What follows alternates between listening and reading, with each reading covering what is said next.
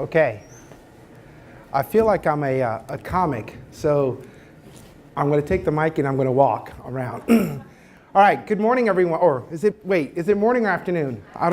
Okay, good afternoon, everyone. I'm happy to be here this afternoon, but more importantly, I'm honored to have an opportunity to talk to you about the things that I believe are really important to me, and more critically, an opportunity to have a conversation with you. And as I was thinking about what I wanted this talk to be about, and more importantly, what I wanted to share with you this afternoon, was really an opportunity for me to have what I consider an engaged conversation.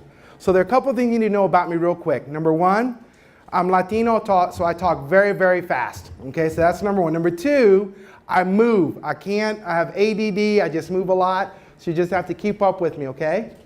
And then number three, I'm going to have you engage in conversation with me. So if you will, take out your cell phone, because you're going to be using the cell phone for our conversation today, okay? So here I am, and here's my title, A Life is Waiting, Latino Male Students in Higher Education. And I know I'm part of a larger series of conversations about this notion of what happens in higher education, but more critically, what happens to Latino students. One more thing, housekeeping, you can go ahead and tweet me, because I just learned how to tweet, so you can actually tweet me and put whatever you think is kind of interesting or whatever in my tweet handle, and I'll go ahead and make sure that I have a lot of people following me, so it'll be kind of neat for them to see what I'm doing and talking about. So a life is waiting. What I want to share with you this afternoon is kind of a interesting conversation about the intersection between my life and the research that I do. And I want to show you this. This is this road. Probably a lot of the roads that you see here in California, going off to somewhere, somehow. And this is me, a Cuban immigrant. I just want to point out to you, I'm sporting an awesome tie. I just letting you know, and look at the collar on that shirt.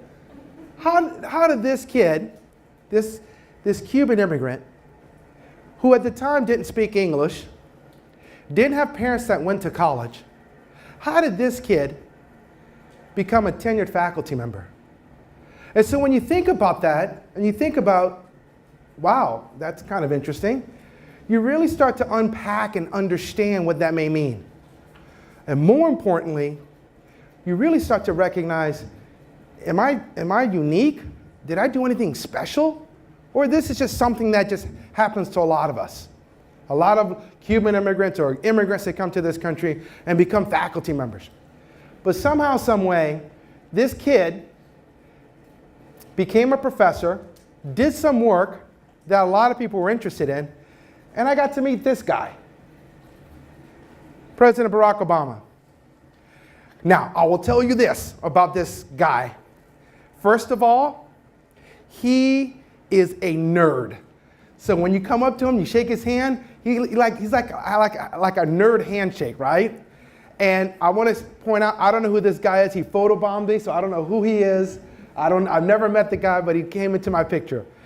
I had the 90-second elevator speech with the president. What do you tell the president of the United States when he has your undivided attention, you have his undivided attention? What do you tell him in 90 seconds? That's what I had to do last year. In 90 seconds, I had to tell him this. President Obama, it is an honor to meet you. I am a faculty member at Texas A&M University, but more importantly, I'm a Cuban immigrant. Many years ago, my parents left a communist country to come to this country for a better life for their children. And never in a million years did my parents would ever imagine me meeting you. And the research that I do focuses on Latinos and making sure that they go to college. And you know what he said?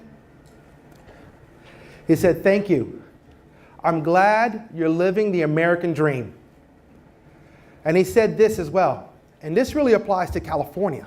He said, what you're doing in your research in Texas, and what I'm talking about today and about California, the United States of America is looking at your state to let us know how to deal with this issue. In other words, what we're doing with students in Texas and California is what the nation has to deal with on a larger scale. And so they're looking at us, our states, to try to figure out what works for our students. What actually helps students succeed? And he said, keep doing good work. We need you. Now, when the president tells you that, you get kind of nervous and you say, oh my goodness. Yes, sir, I'll do whatever you ask me to do. But how? How did this kid get to meet him? And then, obviously, I've been to the White House now 3 times in the last year. To have an opportunity to be engaged with these individuals, to have a conversation, I really started to ask myself when I started doing this whole work, am I different? Did I do anything differently? Am I special? Did I do anything kind of superhuman to get to where I am today? And I will tell you right now, I'm a rather boring, rather simple kind of guy. My parents never went to college. I was a first-generation student. I even tell you, I started out in remedial English because I couldn't write English very well. I was an ESL student. Anybody in an ESL? English as a second language, had to learn how to write in English and stuff. That was me. And I said to myself, how did I make it? Why me? What happened to me? Well, the reality is when the president said this about Hispanics, he was actually right. 6.8% of the population, 9%, 12.5%. As of 2012, Latinos make up 17% of the population, the census data. That really means 54 million and growing. In order for us to address this issue of Latinos and getting a higher education, getting a college degree, we need to recognize that we're becoming a larger and larger part of the American population. And so I want to put this in perspective. What that means is every year, year after year after year, 600,000 Latinos turn 18, or equivalent to the population of Vermont, every year. Wrap your head around that. I gave this talk a few weeks ago, and someone said, we have over 500,000 babies that need us to help them be successful in college. 600,000 every year are turning 18. And so you start to recognize how big this issue really is and how important it is to help Latino youth actually get a college education. And I'll share this with you as well. The fact is, when we start thinking of Hispanic population, a lot of people have this misunderstanding. We'll talk about it in a minute. The fact is, of that 54 million, 64% are Mexican American. 9% are Puerto Rican, or 4.92 million. Here's me. I'm one of these folks, 2 million. And then Salvadorian, 1.96 million. These are the largest groups. And there's 12, 15 major groups. But these are the largest groups of the Hispanic population. Because when you start using Hispanic and Latino, you start recognizing it's a very, very eclectic group. 54 million and growing. And this is what we're dealing with. Here's the reality. And so I asked myself, okay, so this is kind of neat. What does that really mean? Well, we're the fastest growing ethnic group. We're becoming the largest percentage. In fact, in the state of Texas and the state of California, Latinos are the largest ethnic group in their states, respective states. They're the most diverse, as I just mentioned, and they have the greatest economic impact potential. And so it really highlights the importance that if we're going to answer the question, how do we get more kids to go to college and how do we get more Latinos to go to college, we really need to think about what that means. So here's the reality, folks. The Latino student population increases create a new, and here's the key word, it's a new demographic reality. It is a new demographic reality that you cannot ignore, that highlights a need for greater awareness of their educational experiences in American education. How do we get more Latinos, Latino males in particular, because of the demographic reality, to actually go to college. Not only enroll, but I should complete. But let me broaden the conversation a little bit and focus on this notion of Latino males. The fact is, when we start thinking about Latino males, people said, well, I do a lot of work on men of color, and a lot of folks said, well, how is that different from African-American males? Well, I bring up three areas that I think are critical to recognize and how they deal with this. When we're understanding Hispanic male students, the language barrier, unlike African-American males, some Hispanic males also address the language barriers. The fact is, there are a lot of Latino males, like myself, that were the interpreter for their family. Anybody who were interpreters for their family, they have to do that for their family. I remember when I was 10 years old, and my little brother got sick, and we had to go to the hospital, and I was interpreting for my parents with the doctor about my little brother. Trying to balance what that means in the language barrier is a unique issue. Culture. Hispanic males struggle to balance their unique ethnic heritage and their American identity. We talk about Spanglish. We talk about what does it mean to be a Latino in American culture? What does that look like? And how do you balance those? I was growing up, I lived in a small part of Louisiana. I grew up in Louisiana. My parents had a very small Cuban community. And there were many, many times where we had the Latino party, and then we had the other party, right? And so the Latino part is the one that I would get accustomed to and I would get used to and having fun. But how do I balance that when then I would go to school and then I have to be that kid who spoke English and trying to figure out what that meant and trying to balance that. We call this biculturalism, having to split the fence on both sides of the cultural world. And then finally, as I mentioned earlier, the Hispanic males represent a diverse ethnic group and should not be viewed as a monolithic ethnic group. This idea that, oh, if you just deal with one Latino, you figured it out. And in reality, that's not the case. I'll explain that in a moment. The struggle is real. So we've talked a little bit about the growing population. And the numbers I'm sharing with you, these are numbers that are available through the US Census and through the Department of Education. Really highlight some challenges that a lot of folks don't really recognize. When you take a look at the dropout rates of high school students between the ages of 16 and 25, males across all the United States represent about 9% of the males have dropped out. 5.5 for white males, 10%, a little bit more than all males. And so I said, okay, that's really interesting. What about the Latino males? I say this because here's how I want to give you a caveat. I really don't believe that I do research. I do what I call is me-search. Research about me, students that look like me. And so when I started unpacking this, I started recognizing something. Hispanic males, 16.4%. Dropout rate. You can't be successful if you drop out of high school. If you're born in the United States, it actually is 10.1. Okay? If you're born outside the United States and you're a Latino male, it's 32.2%.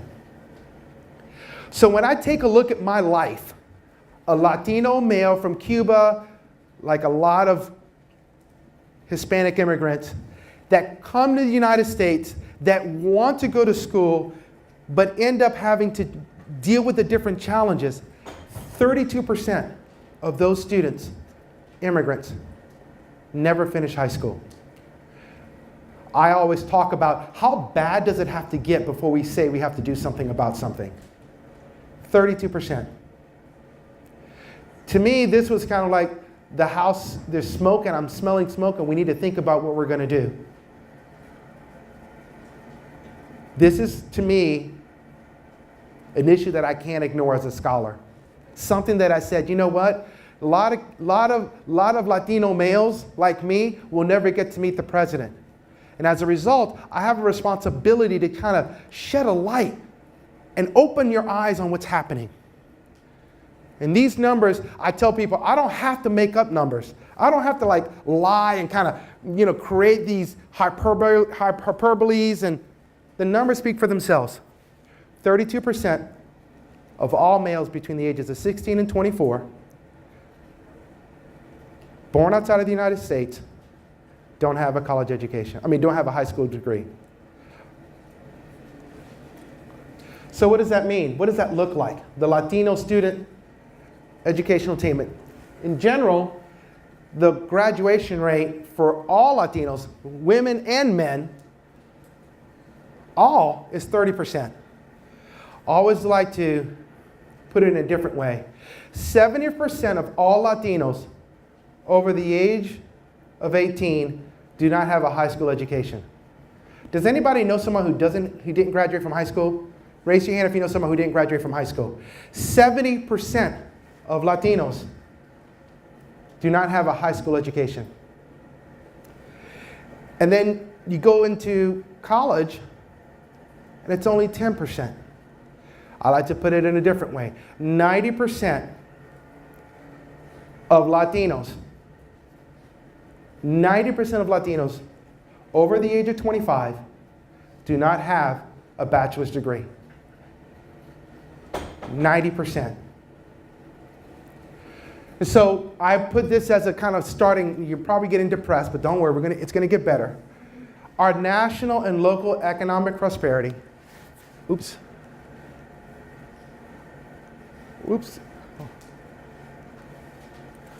Our national and local economic prosperity and future generations of an educated workforce requires that we enroll and graduate more Latino students through our post-secondary institutions. We need to do more. When 70% of our community doesn't have a high school education, 90% don't have a bachelor's degree. I don't have to make numbers up. These are the numbers that are of 2013 from the US Census. I'm going to skip that one. I'm going to go to this one. Not only that, Hispanic males are not going to college. So they can't even enroll. The fact is, less than 40% of all Hispanic males are enrolled in college. That is, 4 out of every 10 Hispanic students are Latinos. And so I start looking at who I am, and I'm thinking, how did I make it? How did I graduate? I'll tell you my story about how I went to college. When I went to college, the first thing my mom said, you can't go anywhere. Te necesito. I need you. You need to help me with your little brother. You can't go anywhere. I said, but Mommy, I need to go. If you go, go. But you can't go far. And so when I applied to college, I went to the local university that I graduated from. And I'll tell you this about my local university. I thought I was awesome. I got accepted. Woo! Woo! I got accepted. I got my acceptance letter. It was open admissions. You were going to get admitted anyway. And I thought I was big and bad. I didn't know what Harvard was. I didn't know what any of these big schools, big names. I just thought going to college meant you apply and you go to college and you just get in. And I thought I was big and bad because I got admitted in. And then I took a look at the graduation rates of the college that I went to. And the college that I went to had a 20% graduation rate. Think about that. I went to a college that had open admissions, and 80% of the students that started that institution never graduate. 80%. I'm a walking miracle. The fact that I'm a college graduate, that I'm a professor, and that I got to do the things that I'm doing today. The fact is, when we take a look at Hispanic students' degree completion rates, 60% of all degrees at the AA, the BA, masters and everything, are earned by Latina women. So if you're a Latina woman, props to you. Let's give a round of applause to the Latina women in the house. All right? That's good, right? So when I give these talks, Latina women come up to me and said, that's good, but I can't find a Latino male that understands my culture and that's educated like me. We need more Latino males to go to college because I can't find someone that I need as a spouse, as a partner. And so these Latina women that I have here are actually scholars in our field who are absolutely amazing.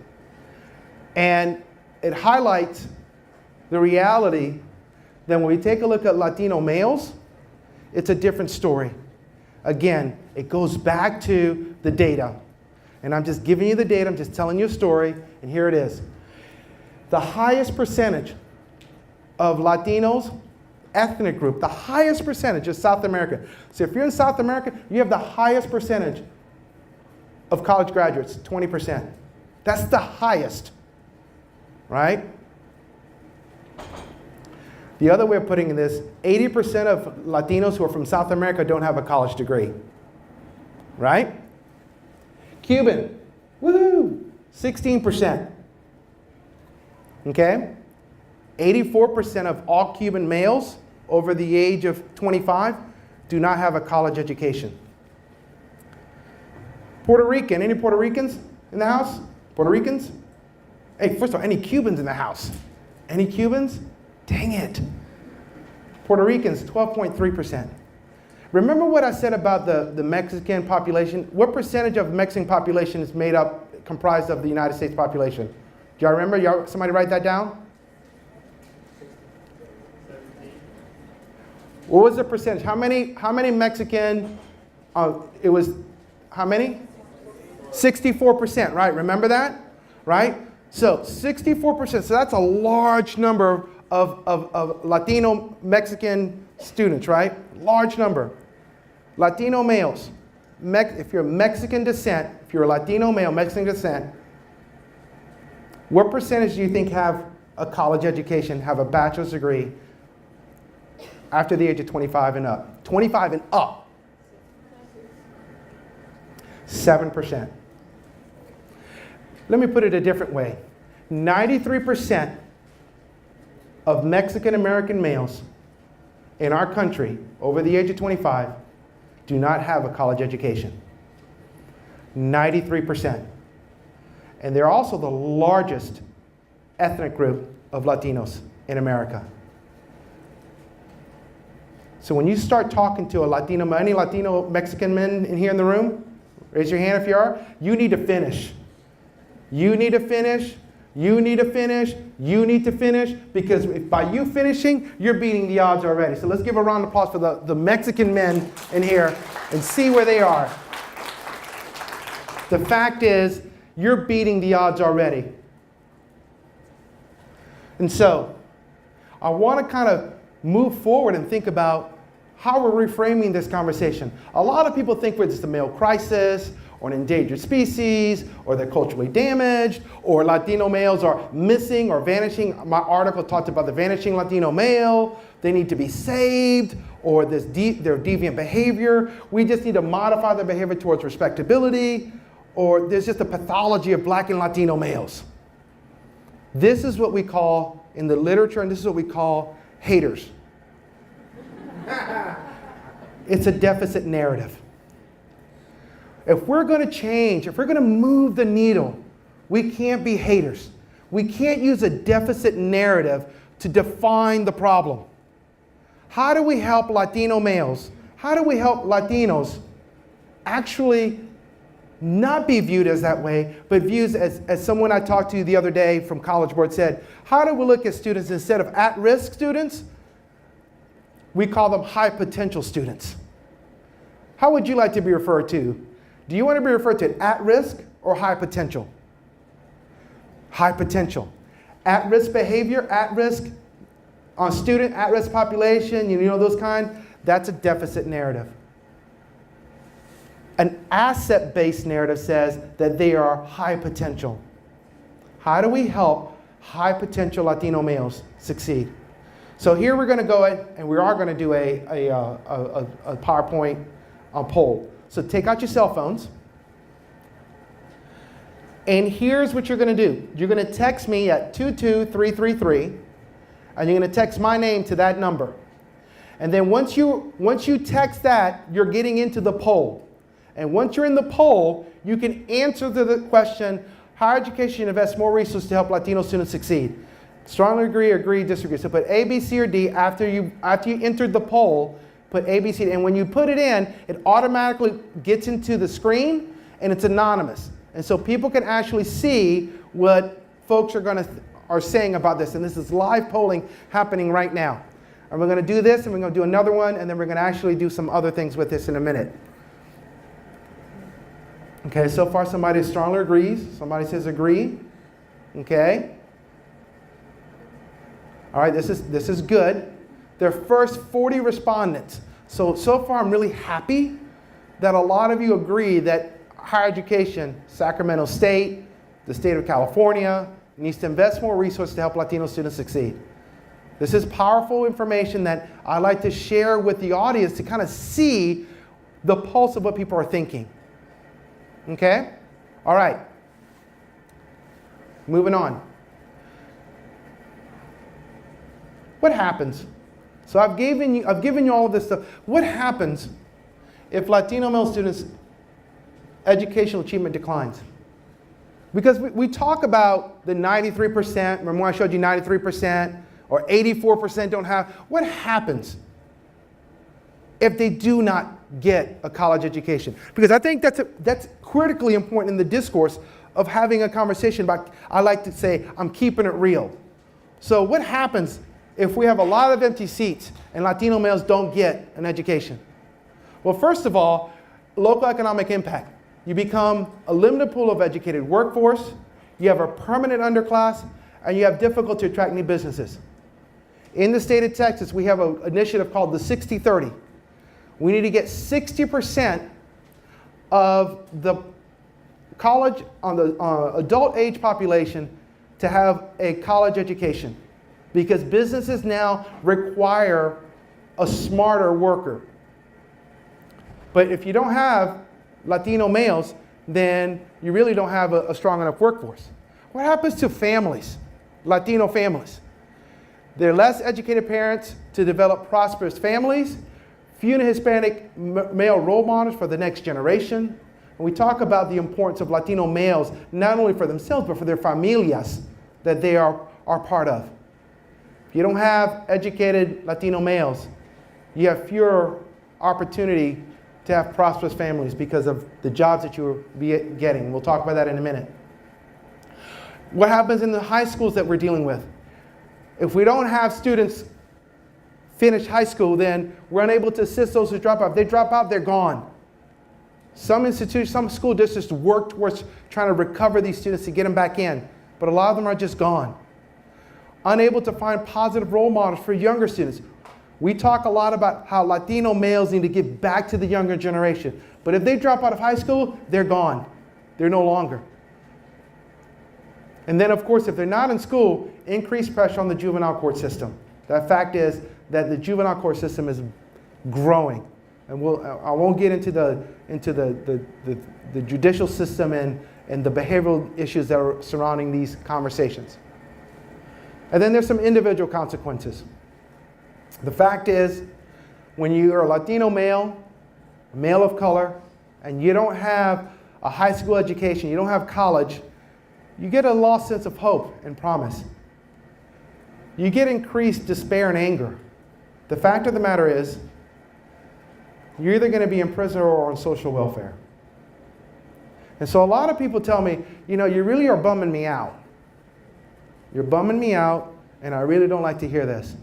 So let's put it in economic terms. Okay? We have a lot of people who anybody's taking economics? Anybody taking economics class? This is real simple economics. Okay? If I told you I have an investment for you, and I said, you give me $20,000 a year for 2 years, and that could turn out to be $1 million in 25 years. Or you can give me $40,000 for 20 years, and you get $0 back. What kind of economic decision would you choose? The first one, where you give me $40,000 for 2 years with the potential of making $1 million, or $40,000 a year for 20 years, and you get $0 back? Which one would you, A or B? A. Okay, A. So who said A? Who said A? The smart person who said A? All right, that's a smart idea. There's been some discussion about whether or not we should have free community college. Option A is community college tuition. And that's being very generous, $20,000 a year for 2 years. Option B is jail, prison. It's about $40,000 a year for 20 years. And with no chance of getting an economic recoupment of that money. If you get a college education, the Bureau of Labor Statistics says this: someone who has no high school degree and a college education, a bachelor's degree, has a net worth over $1 million over a lifetime. And so the fact of the matter is, if we make an investment in students in getting a college education at the community college level, they're infinitely better over the long haul of their entire life in being economically sustaining themselves. And then finally, suicide and genocide. If we don't do anything, if males don't do anything, the highest suicide and genocide rates are happening to Latino and men of color. Brown on brown, black on brown, it happens. So let's talk about unemployment. Over the summer, the unemployment rate for a white male was 4.2, for Hispanic was 6.6%, and for black it was 10.2%. If you don't have a college education, this is what you're facing with. And so people say, well, at least they're working. Okay. So when I took a look at where they were working, where the Latino males were working, the Bureau of Labor Statistics said, here's where they're working. Wow, this is pretty impressive. These are the 5 major areas. 70% of the jobs that Latino males are enrolled in or employed in are what we consider jobs that are the most vulnerable in an economic downturn. Construction, production, transportation, and service industry.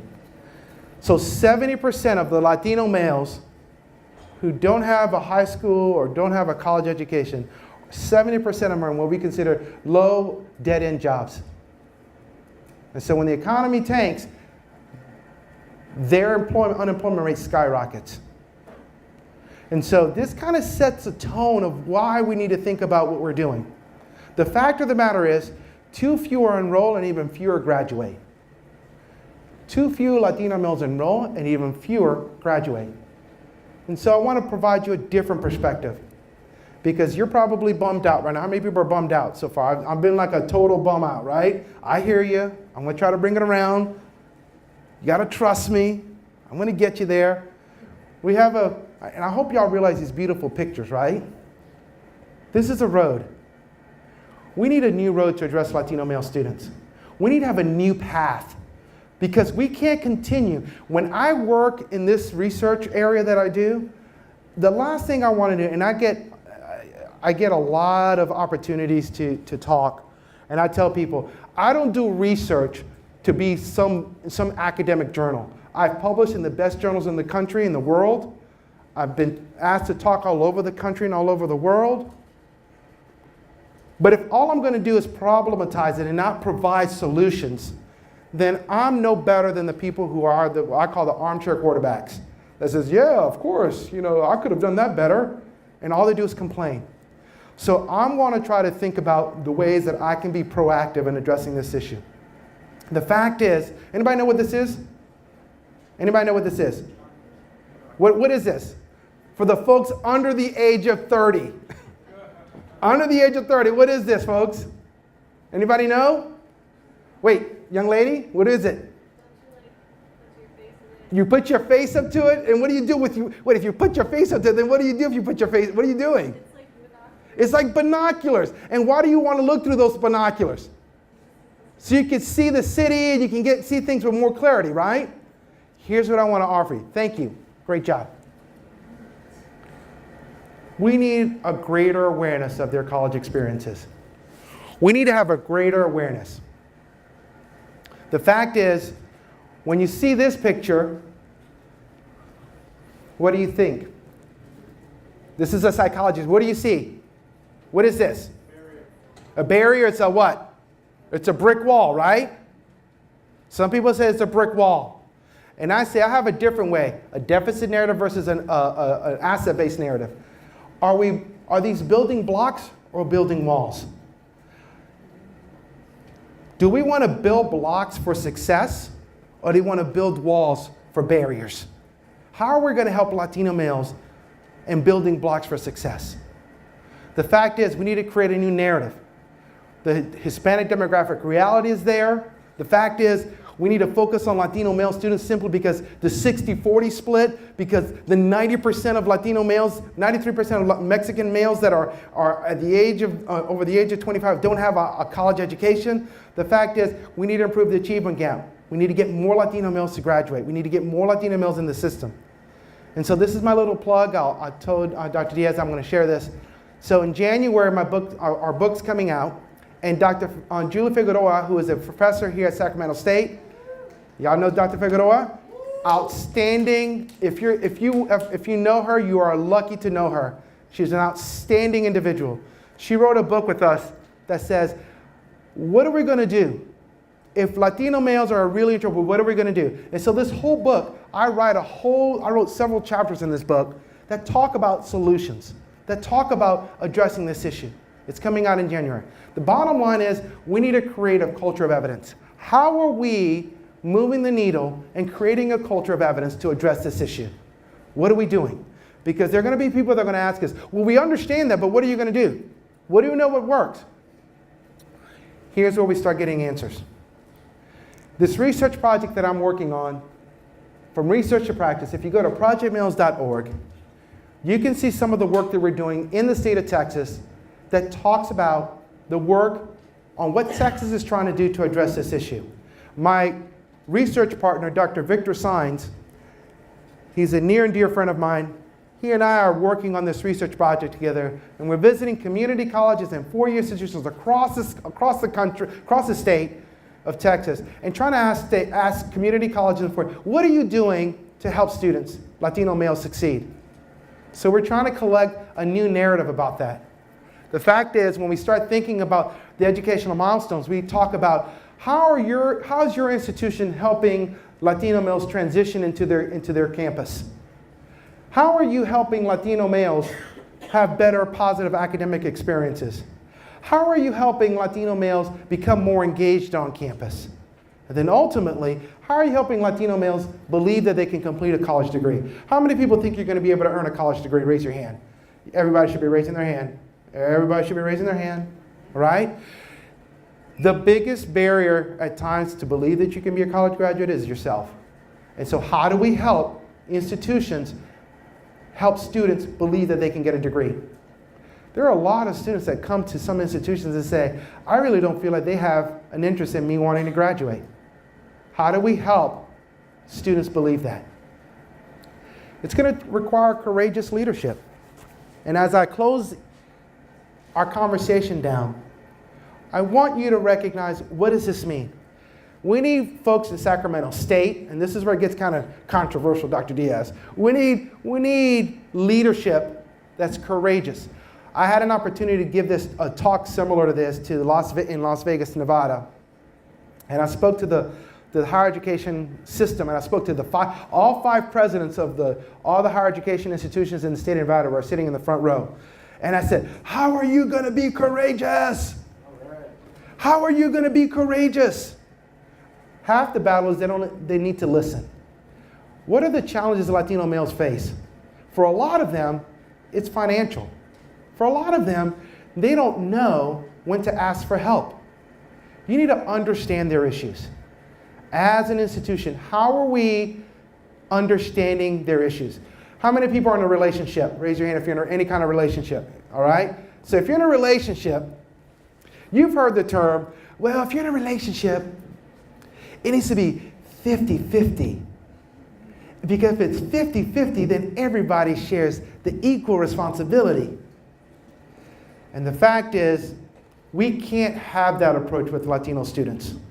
We can't, as an institution, meet them halfway, 50%, and the students will come to us the other 50, and we got them, and they'll be successful. And here's a tweet-worthy quote. Colleges need to stop asking students to be college ready. Colleges need to become student ready. Instead of asking students to be college ready, which is an important piece, we have to do a better job of being student ready. In other words, meeting our students not at 50, not at 60, 70, 80% of the way. Because for a lot of these students, they're afraid to ask for help. Latino males are afraid to ask for help. The fact of the matter is, as an organization, we need to have a shared meaning that we are missing, we are losing our students. In one of the institutions that we visited, they had 1,000 students that dropped out after the first semester, after the first 4 months. 1,000 students dropped out after 4 months, 120 days. And I said, of the 120, after 120, of that 1,000, how many were Latino males? 60%. And I said to myself, you just lost 600 Latino males in 4 months. When do you think this is going to be a problem that you need to address as an institution? When you lose 60% of your population within the first 4 months of shared meaning. And ultimately, institutions need to move towards results. This idea that how we're going to make efforts to move this towards results. But at the end of the day, folks, I'll share and I'll close with this and I'll give you an opportunity to respond. At the end of the day, one of my most favorite quotes is this notion of courage. If we're going to be courageous in addressing this issue, courage is the most important of all the virtues, because without courage, you can't practice any other virtue consistently. I say that because every day, folks, every day I have to be courageous about talking about this issue, because there are a lot of students that will never be a professor like I am and will never have a voice. And I have to be courageous every day to talk about this. So the question becomes for you, do you have friends that, you said you have friends that never graduated from high school. How are you going to be courageous to help them go back and get their GED? How are you going to be courageous with your Latino friends who think they should go to college but aren't really sure? I don't know if college is for me. How are we going to be courageous every day to help them achieve what you see right now clearly is an issue that needs to be addressed? And so, what are the challenges to improve Latino student college enrollment? What do you think are the challenges? Is it financial? Is it family obligations? Remember, you're going to do 22333, Ponjuan, and then you're going to answer. Is it financial aid literacy? A lot of people just don't know about financial aid. Is it work demands that they have? I worked 3 jobs when I was in college. I worked at a hospital. I worked at McDonald's. McDonald's. Y'all didn't like that joke? That was McDonald's joke, right? McDonald's. And I worked in a hospital.